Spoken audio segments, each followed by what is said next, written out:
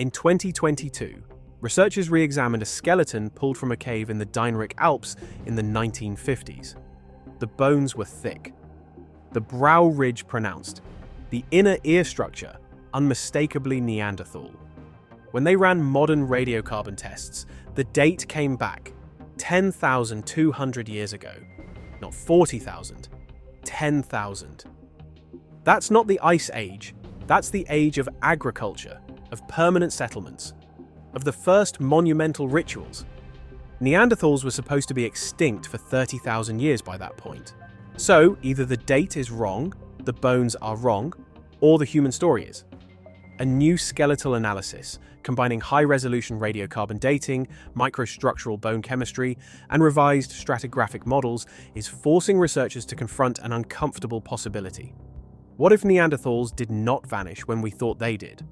What if small populations endured, isolated, overlooked, and biologically distinct, until as recently as 10,000 years ago? This is not a story of sudden discovery, but of evidence long ignored, misdated, or misunderstood. And it is reopening one of the most consequential questions in human evolution. How alone were we really at the dawn of civilization? In 1856, quarry workers in Germany's Neander Valley were blasting limestone when they uncovered something strange. Thick bones, a skull capped by a heavy brow ridge. The first Neanderthal. From the beginning, they were framed as evolutionary dead ends. Stocky, primitive, intellectually inferior. That image has collapsed over time. We now know Neanderthals buried their dead, crafted symbolic objects, controlled fire, made complex tools, and interbred with Homo sapiens. Yet one assumption remained largely untouched: their extinction timeline. The prevailing model places Neanderthal disappearance between 41,000 and 39,000 years ago, coinciding with the expansion of modern humans into Europe. Climate stress, competition, disease, and assimilation were all proposed as causes. But these models rely heavily on indirect evidence. Tool cultures, charcoal layers, and fragmentary remains often dated decades ago, using methods far less precise than those available today. The question was never whether Neanderthals disappeared. It was when and how cleanly that disappearance occurred. The first cracks in the timeline appeared quietly.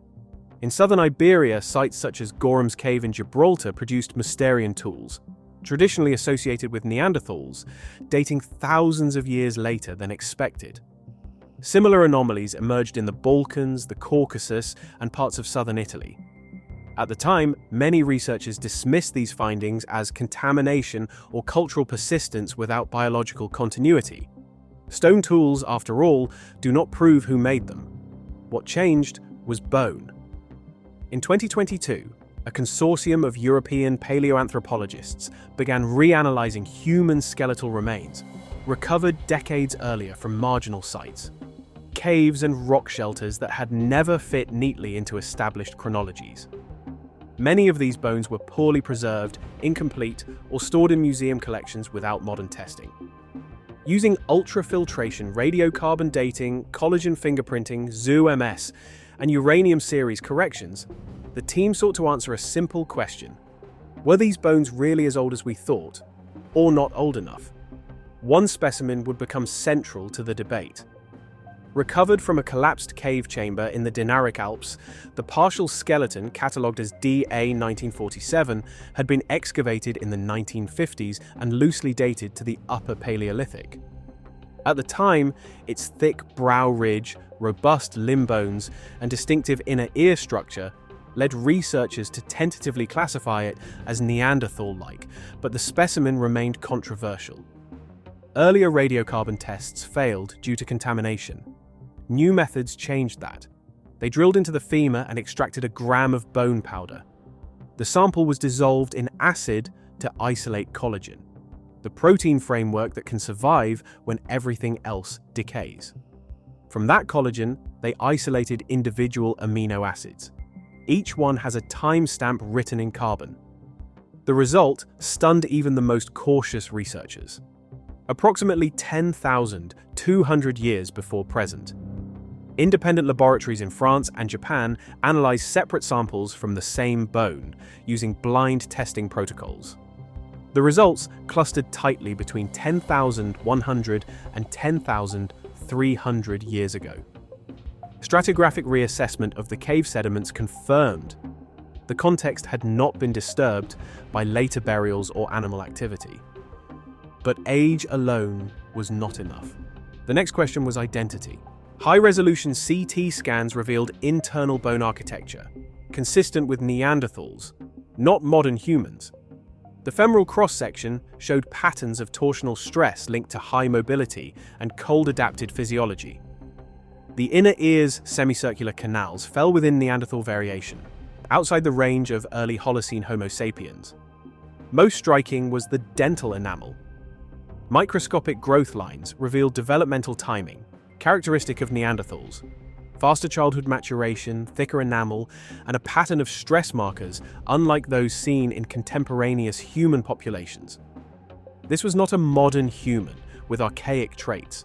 It was something else. The implications were immediate and explosive.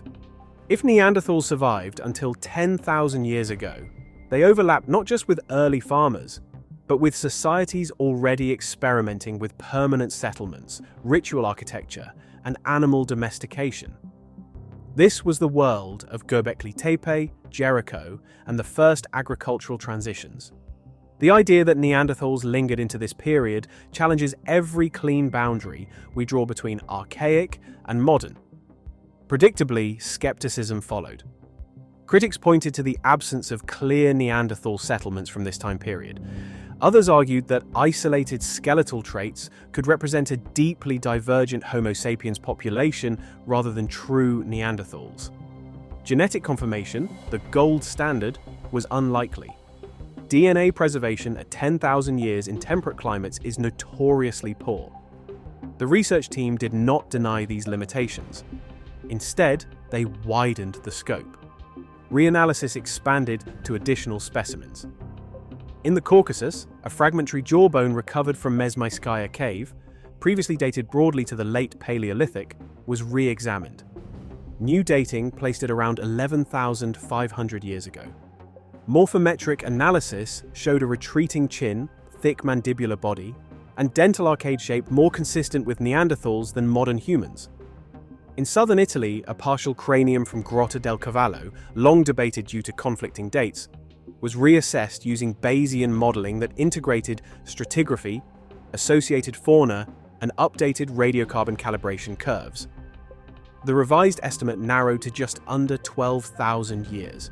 Each specimen on its own was ambiguous. Together, they formed a pattern. The emerging model does not suggest thriving Neanderthal societies roaming Europe in the early Holocene. Instead, it points to relict populations, small, isolated groups surviving in ecological refugia long after their numbers had collapsed elsewhere. Mountainous regions, karst landscapes, and coastal enclaves offered stable microclimates and limited competition. These groups may have had minimal contact with expanding Homo sapiens populations, leaving little archaeological footprint. Their material culture may have been simple, ephemeral, or archaeologically invisible. In this model, Neanderthals did not vanish in a single extinction pulse. They faded unevenly, leaving biological echoes long after cultural dominance had passed. This interpretation aligns with patterns seen in other species, from island dwarf elephants to relict hominin populations like Homo floresiensis. Extinction, it turns out, is rarely tidy. Still, the burden of proof remains high. No intact Neanderthal genome has yet been recovered from Holocene layers. No unequivocal Neanderthal settlement has been identified from this period. And extraordinary claims demand extraordinary evidence. The authors of the skeletal analysis acknowledge this openly. They do not claim the case is closed, they claim it is open. What the new data demonstrates, conservatively, is that the last appearance date of Neanderthals may be wrong by tens of thousands of years, distorted by methodological limits and assumptions baked into earlier research. As dating techniques improve, old bones are speaking again. The broader implications extend beyond Neanderthals. If multiple human lineages overlapped longer than assumed, the emergence of modern humanity becomes less of a clean transition and more of a mosaic. Cultural innovation, genetic exchange, and extinction may have occurred side by side, unevenly across regions. It forces a re-examination of what it meant to be human in the deep past, and how much diversity once existed within our genus. We may not be the survivors of a simple victory. We may be the inheritors of a crowded world. For now, the bones remain fragments. The evidence is compelling but incomplete. Additional finds, improved DNA recovery, and transparent replication will determine whether this hypothesis reshapes textbooks or joins the long list of scientific maybes. But history has taught us this much. Whenever we declare the past settled, it has a habit of proving us wrong.